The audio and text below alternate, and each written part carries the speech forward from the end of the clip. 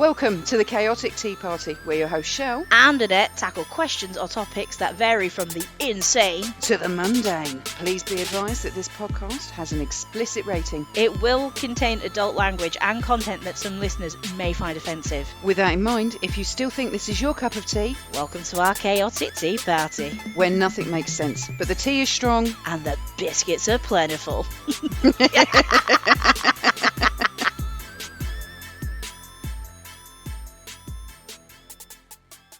Season 3. So, Annette, you know we're doing Emma's season. Yeah, the season of the Emma. Yes. We've got our next question from her, which is, what mythical creature do you wish really existed? It's kind of our bag, but we mustn't go on about this for hours. I got a roast in the oven, so we need to...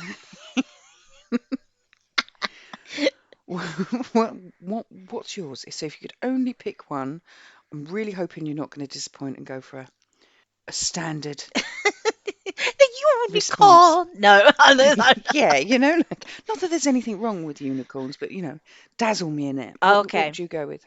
Okay, so I am going to be a little bit long-winded, but not too long-winded. Now. No, you go for it. Okay, well, so I got into mythical creatures from this book I'm about to show you.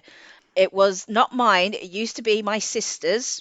It's like, I think it was only ever published once in 1974. And it 74? Yeah, 1974. That's before we were born. Yeah, so this is when Noreen was a kid, my older sister. So she would have been about 9 when she had this book. And it is a dictionary of monsters and mysterious beasts by Carrie Miller. And it was the cover that won me over. So can you see that? Oh, I like it. Yeah, I mean, it's the illustrations in this book, these hand-drawn pictures of creatures. Let's find a good one for you. It also includes dinosaurs as as creatures as well. So you got like a dinosaur picture there. Oh, I like them. Yeah. Anyway, I'll put what I'll do is weirdly King Kong is in this book. What kind of book is this? It's so weird. And then you've got things like the Hydra, all your classics. Yeah. It's quite a mix. I'll share some of it on our Facebook and Instagram. Yeah. But yeah, I was obsessed with this because the drawings and the backgrounds about them. So this is where it all began. I would say though, there is one, the one that I'm glad really doesn't exist.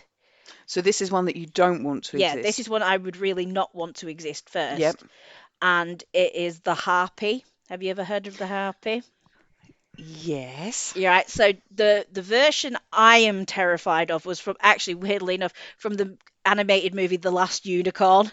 Yeah. And it featured a harpy in it, right? So to explain, a harpy is a winged creature with the head and breasts of a woman and the body and talons of a vulture. Yep. So in Greek legend, the harpies are noisy and ravenous, continually tormented with pangs of fierce hunger. They have long flowing hair, which, like the rest of them, is matted and filthy. And calling myself out Sunday here. Morning. Yeah. They are deathly pale and thin from everlasting starvation. They are called the birds of hell. They swoop down from the mountain homes to devour any food they see, screeching and wailing to each other the whole time, and give off the most sickening smell. In spite of always being on the point of starvation, they are completely unable to die or be killed. That's a pretty way to live, isn't it? Dark. But yeah, I mean the picture of them in there in this book as well. It's horrible. But it was watching The Last Unicorn, the harpy that featured in that. It proper terrified me, and it was one of the first movies that really featured like a death scene that I'd seen. That was an animation. Yeah, I mean, they don't make kids' films like they made kids' films. I mean, you look at us, we had The Labyrinth. Yeah. We had The Never-Ending Story, which I was obsessed with. And they were scary, like there was, You've got a Goblin King that's kidnapped a relative and now wants to kidnap you so you can spend eternity with him. Never ending story. You've got the darkness which is after you. You've got the whole scene with the horse. Yeah. Oh God, still disturbed me to this day. You got the Skeksis at the beginning of the Dark Crystal when their leader dies. Yeah. Oh Like that, and they just don't make kids films like that anymore. no, thank God. But I wonder if that's where we got our love of horror from. It's true. There was a lot of that we were exposed to very early on. But Mm, I would definitely recommend a watch of The Last Unicorn if you've not seen it. It is a bizarre little movie with a massive cast. I mean, you got like mm. Mia Farrow, Christopher Lee, Jeff Bridges. Christopher Lee. I mean, come on, you can't not want to watch that. But yeah, no. So that was the one I would not want to exist. For God's Yeah. the thought of it. Ugh. I love the fact that your immediate response to this was one of fear. Yeah, Like, no, I don't want this I one. don't want Just to that be one. Yeah, clear, I don't want that no, one. no, no, no, no, no. I like to make clear this is exactly what I don't want to happen before we carry on. Yeah. Just to Just clarify. so Yeah. everyone's in the know. Okay, okay, let's carry on. But then I was thinking, like you said, the real question is which one would you want? And I was Mm, torn actually, and I was quite yeah. surprised by my choices. It'd be a tie between the Kraken and Sirens. Yeah, see, I love the Kraken. Absolutely love the whole thing about the Kraken, to the point that there's a tool that we use at work, and it basically takes a load of data, chews it up, and spits you out some answers. But I've nicknamed it the Kraken, and I there is a division of senior people within this work environment all refer to this tool as the Kraken, and it's great. It just makes me chuckle every single time, I mean, not only is it like a fantastic creature, it's got an awesome name. hasn't it? Release the Kraken. It's so good. And and sirens as well. It's the idea of them singing and luring Yeah. in the sailors at sea and meeting their death, and the way they were portrayed, like in that Aquaman movie that wasn't out that long, a couple of years ago. Mm, I really thoroughly enjoyed those. It was so creepy. But it's mm, just this fascination I have with sea creatures because it's still so mysterious. There's like the yeah. teeniest, tiniest possibility there could be something like them Mm. out there because we don't know. You can't reach those depths yet. Yes, I mean the same as Loch Ness monster, isn't it? Yeah. There's so many reported sightings. It makes you think, is it? Could they? I just nerded out actually on a documentary on Discovery about the Loch Ness monster. I won't go into it now, but they tested the water for DNA. Um, they didn't find anything. Spoiler alert. But yeah, no, I'm a bit like you. I like the things that aren't the interpretation that Disney has given them. Yes. It's like fairies. Fairies can actually potentially be quite cruel and quite evil. Oh, They're not yeah. little No, Tinkerbells that no, will follow no. you around blindly. Yeah, No, they're scary. Yeah. But you get people going, oh no, I'm going to put a fairy door in Matilda's bedroom. It's like, no, don't do that. Mm-mm. Do you know what you're doing, man? You're inviting death into your house, you fool. What's up with you? You Egypt. Um, and you saying sirens, mermaids are another one. Everyone goes, mermaids are so beautiful. It's like, no, man, they got sharp fucking teeth and they used to lure people to their death. Exactly. Entice you in with their song. Oh, it's just ooh. Yeah. So that's a good choice, isn't it? But Yeah. I'd also say the Kraken. You could almost consider it like a kaiju, like Godzilla and all that lot. Yeah, yeah. And I just love the idea of the spectacle of a gigantic creature stomping around.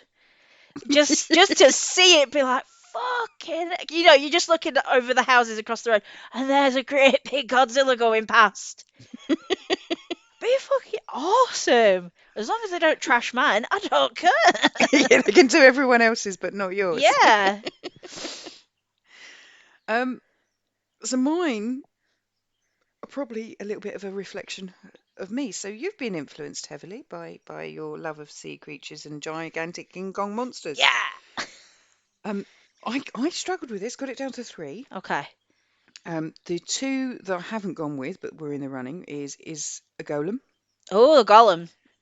Golem, yeah. Golem, Sorry, it's golem. early. Yeah, that's the is that the Jewish mud Yeah. monster, mud creature. So famous in Jewish folklore, they're most often depicted as being beings created from matter such as clay or mud, Mm, and they're thought to have been brought to life to serve some specific purpose. Um, a lot of the stories around them are defense against anti-Semitic attacks. yeah. According to legends, they are uniquely obedient. That's a win for me, and will follow exact and literal orders. Mhm. I thought that's pretty cool, Yeah. to be able to, you're in trouble, so pop out in the rain, whip yourself up a little monster, and you've got a defense mechanism. The only thing that does concern me around that is the fact that they follow exact and literal orders. You'd have to be so bloody careful. Be like dealing with a genie, wouldn't it? Yeah. Like anything could go wrong. Yeah. So dismiss that. The other one is a fawn. Oh, let's not go back into this now. And that's because of my love of Narnia. Mm, Mr. Tumnus. So a fawn is a, a a a date man with rapist, yeah. goat legs. It's only you could put that twist on it and ruin a childhood memory. I'm going to completely ignore and dismiss you. Okay. For anyone who's wondering what she's rabbiting about, we did an episode on our sister podcast about places we literature places we would visit for the weekend. Mine was Narnia, and then it totally and utterly twisted Mr. Tumnus and turned it into a date rape scene and tried ruining a childhood love of books. Um, He put a drug in her drink to knock her out. so yeah, while Annette continues with that, we're going to ignore her and move on.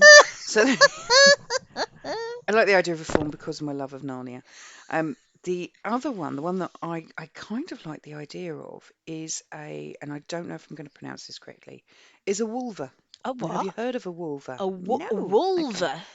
Yeah, not to be mistaken. I could be saying it wrong because it's a Scottish legend, so I can't do the accent. It's said to basically be in Shetland, not to be confused with a werewolf Okay. or a lichen. They were considered to be benevolent, although there are accounts that they become violent if provoked. They are generally friendly to people and locals. They were described as furry-looking people with the head of a wolf, Okay. and they used to roam around the Shetland Islands. But one of the things I liked about them is they were known for they used to do a lot of fishing. Yeah. Apparently, they were often seen on the shore fishing, and they would leave fish at less fortunate locals' houses in time of need. Oh, wow. So they just leave. So basically, it's like a werewolf. They look like a werewolf, Mm. but as long as you didn't do anything to provoke them, they'd take care of you. And if you were in trouble, they'd leave you food and stuff. They'd share their food with you. Are you sure these just weren't women going through the change? Quite possibly in it. You, Quite you possibly. know, you get a bit hairier than you used to be. That I'll be nice to you if you don't piss me off. Just leave me alone. I'll leave you a bit of food. I'll even do that. And I liked him because again, it's me and excuse the pun, an underdog. I like the less known, and that kind of appealed to me because I think werewolves get a bad rap, don't they? Yeah, for sure. Yeah. So a wolver, that's the one that I'd like. Although I don't eat seafood, Well, I'll have the seafood. That's fine. and I'll just wave at it from the window, going thank Hello. you. Maybe leave it a little a bit crazy if it wants. Yeah, If it wants some HRT um, tablets. is a patch, babe. Oh, it's a patch. Sorry, HRT patch. Chill her out. Yeah. I'm quite impressed with that actually because we didn't go with anything that was particularly mainstream. Well, that's us, isn't it? Pair of nerds when it comes to this stuff. Yeah, okay. Next one from Emma is what's something you really regret paying for? Okay. So I'll see you next time, Annette. All right, my darling. Thanks for the chat. Love you, leave you. See you later. Bye. Bye. It's a big world out there, with plenty for us to ramble on about. But we'd like to hear from you, especially if there's a topic or question we haven't covered that you'd like us to. So please get in touch. We're available via email at chaoticteapartypodcast@gmail.com, Twitter @chaoticteaparty, and Facebook and Instagram at Chaotic Tea Party Podcast. And don't forget to rate and subscribe to your podcast listening app of choice. Thanks for listening, and we hope you'll join us again. Speak soon!